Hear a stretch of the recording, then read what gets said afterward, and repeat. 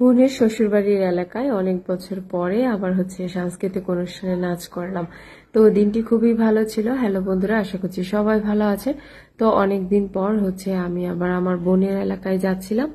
তো সেখানে একটা প্রোগ্রাম ছিল, সেজন্য সবাই মিলে একসাথে বেরিয়ে পড়েছিলাম।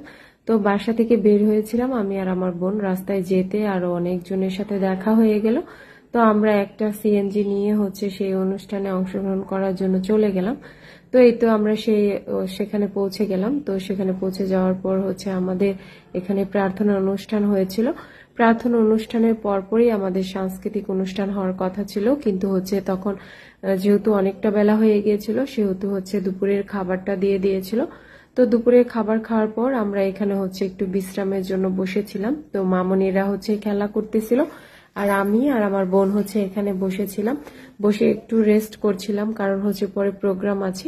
তো প্রোগ্রামের জন্য রেডি হয়ে গিয়েছিলাম। যেহেতু এটা এত বড় একটা প্রোগ্রাম, তো সেজন্য অনেক দিন পর যেহেতু নাচের একটা অনুষ্ঠান করব, সেহেতু একটু রেডি হয়েছি। একটু আনকমফোর্টেবল ফিল করছিলাম, তারপরেও নিজেকে একটু ঠিক করে নিলাম। তো যাই হোক, এখানে বসে বসে অনেকক্ষণ গল্প করছিলাম সবার সাথে। তারপর মামনিরা এদিকে খেলা করছিল, তো তাদের কাছেও একটু গেলাম, তাদের সাথে সময় পার করছিলাম। খুব ভালো একটা সময় ছিল, যেহেতু আগের কয়েকদিন একটু আবহাওয়া খারাপ ছিল, তো ওই দিনটা আবহাওয়াটা অনেকটাই ভালো ছিল। তো সেজন্য খুব ভালো লাগছিল। তেমন একটা গরম ছিল না, আবহাওয়াটা একটু ঠান্ডা ঠান্ডাই ছিল। তো মামুনিরা এদিকে খেলা করছিল, আর আমি তাদেরকে একটু দোলনা ঠেলে দিয়েছিলাম। তারা খুব আনন্দ পাচ্ছিল।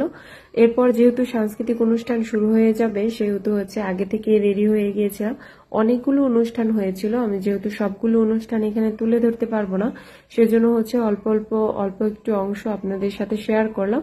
তো কেমন হয়েছে বা কেমন লেগেছে অবশ্যই আমাকে জানাবেন। তো এখানে কিছু আমাদের বড় মাসিমারা এখানে একটা গান করেছিল।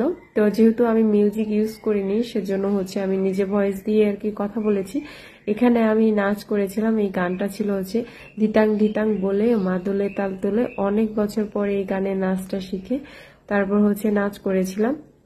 আগে প্রচন্ড নাচ করতাম, যখন স্কুল কলেজে ছিলাম তখন সাংস্কৃতিক অনুষ্ঠান হোক, প্রতিযোগিতা হোক, সবকিছুতেই অংশগ্রহণ করতাম। সব অনুষ্ঠানে সবসময় নাম দিতাম। তো ইদানিং বিয়ের পর বেশি একটা নাচ গান করা হয়ে ওঠে না।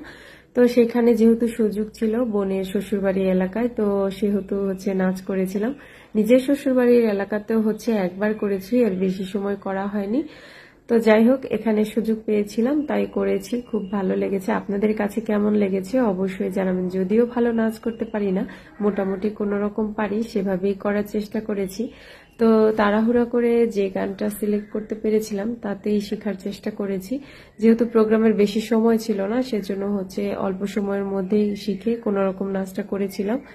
তো প্রোগ্রাম শেষ হয়ে যাওয়ার পর আমরা বাড়ির উদ্দেশ্যে রওনা করব। এদিকে আমরা আবার অটো ঠিক করে নিয়েছিলাম, বাড়িতে ফিরে আসব।